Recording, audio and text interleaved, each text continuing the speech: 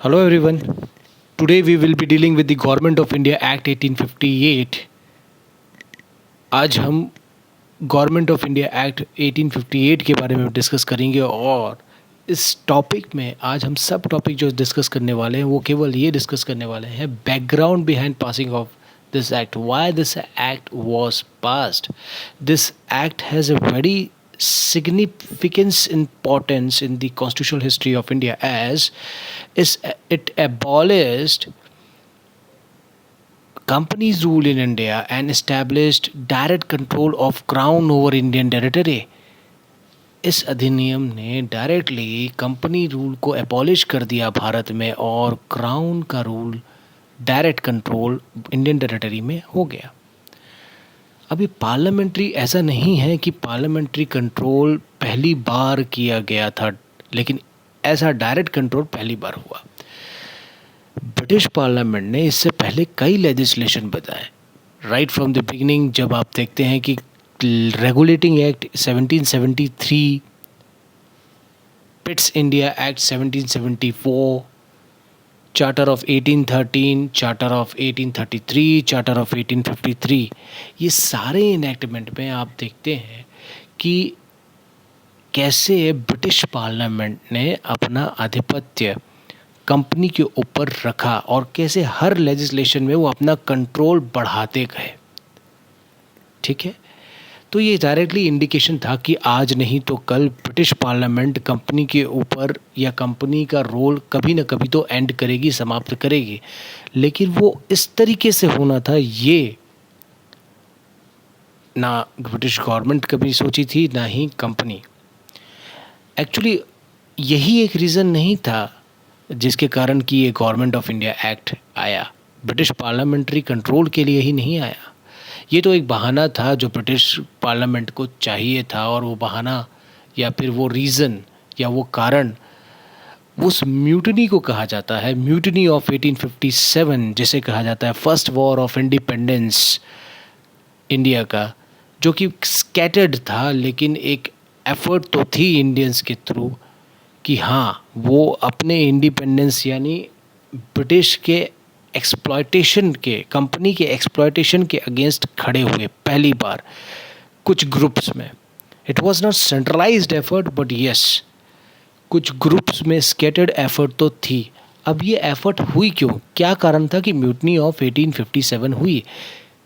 क्या कारण था कि ब्रिटिश पार्लियामेंट को अब लगने लगा कि अब हमने भले ही कंपनी ने म्यूटनी ऑफ 1857 को दबा दिया है, सप्रेस कर दिया है, लेकिन अब अगर हमने इनके पास और इस पावर को रखा और नेटिव पीपल को गवर्न करने दिया कंपनी से, तो हो सकता है कि फ्यूचर में ये सत्ता हमसे चली जाए।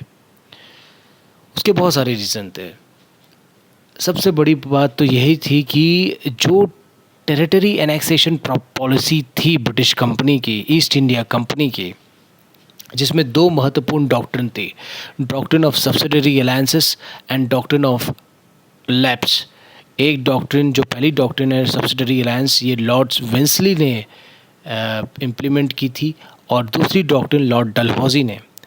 तो सबसे पहले तो मैं मतलब समझा दूं, आपने पहले भी पढ़ा होगा लेकिन बहुत ब्रीफ में मतलब समझाऊंगा इसका, कि डॉक्ट्रिन ऑफ सब्सिडरी अलायंस का मतलब ये था कि किसी भी इंडियन रूलर के पास ये कंपनी जाती और ये कहती कि आप हमें कुछ सब्सिडी प्रोवाइड कीजिए, और उसके बिहाफ में जो ब्रिटिश की पार्लियामेंट की ब्रिटिश आर्मी जो है वो आपको प्रोटेक्शन प्रोवाइड करेगी और आपके लिए लड़ेगी। अब ये कभी तो मैंडेटरी होने लगा, बहुत हद तक कंपेल किए जाने लगे रूलर्स, और ये इंडियन रूलर्स को ज़्यादा डाइजेस्ट नहीं हुआ था मोस्टली।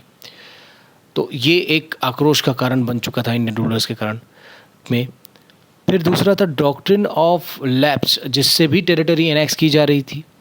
उसका ये था कि अगर किसी का मेल हेयर नहीं है, हेयर मतलब कोई मेल रिप्रेजेंटेटिव नहीं है, कोई बच्चा नहीं है, लड़का नहीं है, तो उसकी टेरिटरी को ले लिया जाता था ब्रिटिश कंपनी के द्वारा। और ये जो भी टेरिटरी ली जाती थी, ये in the name of her majesty ली जाती थी। यानी जितनी भी टेरिटरी एक्वायर कर रही थी company, it was taken under the name of her majesty, और ये चीज़ पहली बार मेंशन की गई थी चार्टर ऑफ 1813 में, यानी ब्रिटिश पार्लियामेंट को भी कोई एतराज़ नहीं था कि आप टेरिटरी एनेक्स कर रहे हैं।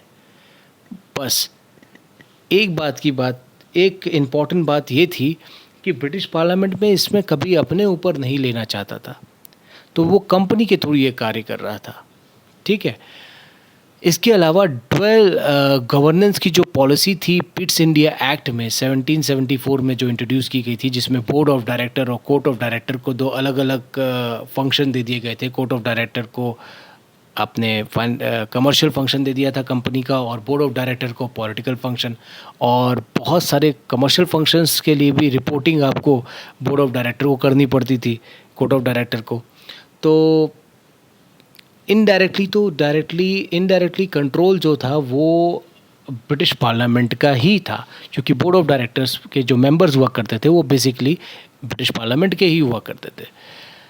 और इसके अलावा एक और रीज़न हुआ, वो था मिशनरी प्रोपेगेंडा, यानी जब रिलीजन में इंटरफेयर करने लगे ब्रिटिशर्स, इंडियन के रिलीजन्स में इंटरफेयर करने लगे, मिशनरीज़ को इंकरेज करने लगे, लोगों को कन्वर्ट करने लगे फ्रॉम हिंदू टू क्रिश्चियनिटी, अलग अलग प्रलोभन देके, अलग अलग लालच देके। तो भी लोगों को लगा कि ये भी आक्रोश का कारण बनने लगा, लोग अनसेटिस्फाइड होने लगे ब्रिटिशर्स से और ब्रिटिश कंपनी से, और उनके खिलाफ बहुत ज़्यादा गुस्सा बढ़ गया। Plus tax imposition policy on trade जो था कि वो भी बहुत अनइवन थी। इंडियन ट्रेडर्स के लिए अलग टैक्स पॉलिसी थी और यूरोपियन ट्रेडर्स के लिए अलग ट्रेड पॉलिसी, जिसके कारण बहुत सारा असंतोष बढ़ता गया। ये तो कुछ पॉलिटिकल रीजंस थे जो समय समय पर राइट फ्रॉम 1773 से लेकर 1753 तक होते रहे, और समय समय पर हर वर्ग सोसाइटी का इनकी एक्टिविटीज़ से परेशान था और इनकी एक्टिविटीज़ के अगेंस्ट कुछ करना चाहता था। लेकिन पहली बार इंडियंस को ऐसा लगा कि वो कुछ कर सकते हैं, वो तब था जब सिपाही विद्रोह होने लगा। सिपाही जो थे ब्रिटिश आर्मी में, जो इंडियन सिपाही थे, इंडियन सोल्जर्स की रिक्रूटमेंट जो की जाती थी, जो पहले के चार्टर्स में जो की जा रही है बेटर गवर्नेंस के थ्रू, जो 1813 और 1833 और 1853 में ये प्रोविजंस थे कि इंडियन को भी रिक्रूट किया जाएगा, किसमें, मिलिट्री में। तो उसमें जो थी कुछ कार्टिजेस बननी थी, कुछ कार्टिजेस इंग्लैंड से यहाँ आनी थी, जिसमें गाय का मांस यूज़ हुआ था, और उन कार्टिजेस को, यानी उन कारतूसों को इंडियंस ने इस्तेमाल करने से मना कर दिया। ये बात आप सब जानते होंगे, मंगल पांडे के अंदर ये विद्रोह हुआ। लेकिन ये विद्रोह केवल मंगल पांडे के अंदर नहीं हुआ, मतलब मेरठ में ही बात नहीं थी, इसमें अलग अलग सेक्टर्स में, अलग अलग एरियाज़ में ये विद्रोह हो रहा था, और अलग अलग रीजंस के कारण हुआ था। इसलिए मैं बार बार बोल रहा हूँ कि ये स्कैटर्ड था, ये सेंट्रलाइज्ड नहीं था। ये एफर्ट, ये विद्रोह, ये रेवोल्यूशन जो थी, ये सेंट्रलाइज्ड नहीं थी, जिसके कारण ये अनसक्सेसफुल हुई। और कंपनी ने with the help of British parliament और ब्रिटिश क्राउन, क्योंकि समय पे उन्होंने और अपनी फोर्सेस भेज दी, और जिसके कारण ये पूरा जो विद्रोह था उसको सप्रेस कर दिया गया। ठीक है, ये तो हुआ एक कारण, सप्रेस तो हो गया, लेकिन ब्रिटिश पार्लियामेंट इस सप्रेशन से वहाँ पे एक अलार्म बज गया। कहाँ पे अलार्म बज गया? ब्रिटिश गवर्नमेंट पे, यानी ब्रिटिश पार्लियामेंट में, जो वहाँ ब्रिटिशर्स बैठे थे और इंग्लैंड में, वहाँ पे उन लोगों को समझ में आ गया भाई कि अब जो है इस तरीके से गवर्नेंस नहीं की जा सकती जैसे कंपनी गवर्नेंस कर रही थी यहाँ पे। अब गवर्नेंस का उनको मेथोलॉजी बिल्कुल बदलनी पड़ेगी, और उन्होंने कहा कि अब डायरेक्टली पार्लियामेंट्री कंट्रोल से ही इस टेरिटरी को अपने हाथ में रखा जा सकता है, और मिनिस्ट्रियल रिस्पॉन्सिबिलिटी, यानी मिनिस्ट्री के थ्रू इसे गवर्न किया जाए, तभी ये टेरिटरी हमारे हाथ में रहेगी और हम इसे गवर्न कर पाएंगे। और एक और रीज़न था कि राइट और लाइबिलिटीज़ उस ज़माने में लोगों को पता चलने लगी थी, और पूरे वर्ल्ड में राइट एंड लाइबिलिटीज़ के बारे में बात हो रही थी, क्योंकि इसी समय बहुत सारे जूरिस्ट इंग्लैंड के और पूरे वर्ल्ड में, कॉन्टिनेंटल जूरिस्ट आ चुके थे और राइट्स, लायबिलिटीज़, ड्यूटीज़ की बात हो रही थी। तो अब लोगों को समझ में आ रहा था, ब्रिटिश को समझ में आ रहा था कि अब ये किसी को सप्रेस करके या टेरिटरी एनेक्स करके, किसी की टेरिटरी हड़प के, वॉर से ही किसी को नहीं दबा सकते। अब इनको वॉर के अलावा बहुत सारा इकोनॉमिकली स्ट्रेंथ और बढ़ाना पड़ेगा अपना। तो उसके लिए इंडियन सब कॉन्टिनेंट बहुत ही इम्पॉर्टेंट टेरिटरी था, क्योंकि उधर बहुत सारे और भी रॉ मटेरियल्स थे जिसको ये इंपोर्ट एक्सपोर्ट करके बहुत अच्छा रेवेन्यू जनरेट करते थे, और ये किसी भी हालत में उधर से अपना जो एम्पायर है वो खोना नहीं चाहते थे। इसलिए इन्होंने पार्लियामेंट्री कंट्रोल और मिनिस्ट्रियल रिस्पॉन्सिबिलिटी की बात कही, और उस समय के जो लॉर्ड पल्मेस्टर हैं, ठीक है, उस ज़माने के जो प्राइम मिनिस्टर थे लॉर्ड पल्मेस्ट्रन, उन्होंने ब्रिटिश पार्लियामेंट में एक स्पीच दी थी जिसमें उन्होंने एक बिल को इंट्रोड्यूस किया, और उन्होंने ये कहा कि उस बिल में ये क्लियरली लिखा था कि there should be an end of company's rule and establishment of a strong parliamentary control over Indian territory. और वो कैसे होगा उसमें उन्होंने पूरी मैकेनिज्म मेंशन किया। लेकिन ये जो काम जो था, उनके अलावा लॉर्ड स्टेंसली जो थे उन्होंने पूरा किया, ठीक है। उन्होंने फिर से एक और बिल इंट्रोड्यूस किया, क्योंकि उनके द्वारा और बेटर ड्राफ्ट किया गया दूसरे बिल को और इंट्रोड्यूस किया गया। जो सेकंड बिल था वो उसको एसेंट प्राप्त हुई ब्रिटिश पार्लियामेंट की 2 अगस्त 1858 को। तो इस तरीके से जो था हमारा बैकग्राउंड बना किसका, 1858 का।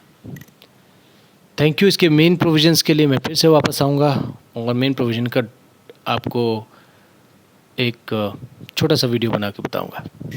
Thank you.